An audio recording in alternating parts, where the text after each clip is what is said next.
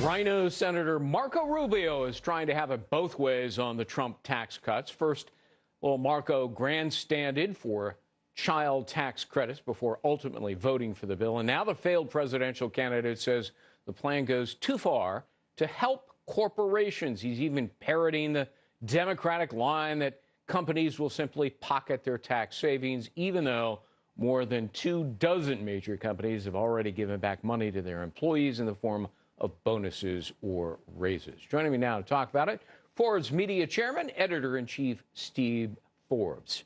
On a scale of 1 to 10, 10 being profoundly wrong, where is Rubio? 11.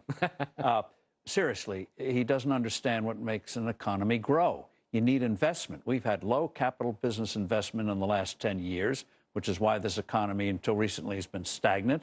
So you want that investment to get a higher standard of living. And someone should also remind him that 80% of households will get a tax cut with this tax bill starting next February. And his child tax credit's almost a form of welfare, because even if you don't pay income tax, he'll pay you to have children, which is a form of welfare and does not contribute to economic growth. So if he's interested in helping families, you want a vigorous economy where people's pay is going up and you have better job opportunities. Marco needs to go back to the shelf and pull out his Econ 101 book from college and reread it. I think he might actually learn. Or listen to some Ronald Reagan tapes. Yes, that'll do it. Look, so the new tax law is a great start. More can be done. Yes. What else should be done? Several things. One is cut the capital gains tax, slash it. Went up over 60% under Barack Obama. The nice thing about capital gains, you get a twofer. One, you get immediate hundreds of billions of dollars of extra revenue for the government. Right. And two, you get more investment, which, again, is how you get a higher standard of living.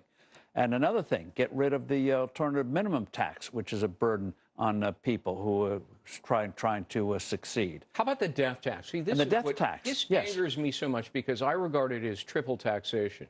You're taxed when you earn income. You're taxed when you invest at capital gains. And then you die laying in the coffin. And the government comes in and they want to pick your pocket. Yes, you should be allowed to leave the world unmolested by the IRS. In this case, the government acts as grave robbers, literally. You leave this world and they come and, as you say, pick your pockets to take more, make life miserable for your family.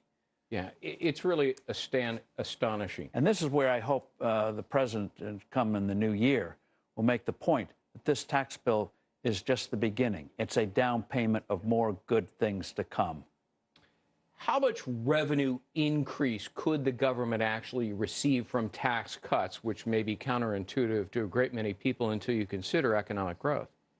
Well, every time we've done it in a major way, you've gotten a stronger economy, stronger revenues. Now, investing, with capital gains, you get immediate benefits. Right. Investing, it takes 2 or 3 years for an investment to pay off. But if you're looking at any 5 or 10 year period, it is incontrovertible. You have a stronger economy, you have more revenue, and the problem is the politicians get the money, they spend it, and then spend some more. How high can the economic growth get? Oh, given the sluggishness of the last 10 years, you could have several years of 4, 5, or 6%. Really? Wow. Yes. When was the last time we had 6%? 1980s under Ronald Reagan. Okay, that was in my lifetime. Barely. Big tax cutter. What about infrastructure spending? Because Democrats have long argued for it. Republicans have often resisted it. But the president likes the idea. Well, the key thing on infrastructure, yes, everyone says they're for it, but you got to remove the barriers to getting effective spending. The New York Times, of all papers, today had a riveting story about the bloated costs of subway capital spending here in New York. Right. Well, we spend, France has very strong unions, yet we spend 3 times as much to get something done in New York as Paris. And the Times examined all the excuses the subway authority makes for their bloated spending, and found that almost all of them are false. Yeah, every time I go along the highway and there's construction, there's one guy working and 10 guys standing around watching him work, and that's because of union rules, right? Yeah, but for every single job, you got to have like 5 guys. And again, the permission process hugely takes forever. Takes forever. Yeah. So why not make it a condition before you get any federal or congressional money that you have to remove these barriers and do it even unionized countries like France do. Right. Exactly. It's amazing. Steve Forbes, great talking to you as always. Good to be Happy here. New Year to you. Happy New Year to you. Thanks for dropping by. Hopefully it'll be a happy tax cut New Year. Okay, I'm looking for that 5 and 6% economic growth. Okay, I'm going to watch the GDP. Coming up next, China caught thumbing its nose at international sanctions against North Korea. How should President Trump respond? We're going to be taking it up with Asian expert Gordon Chang. He's with us straight ahead. Stick around.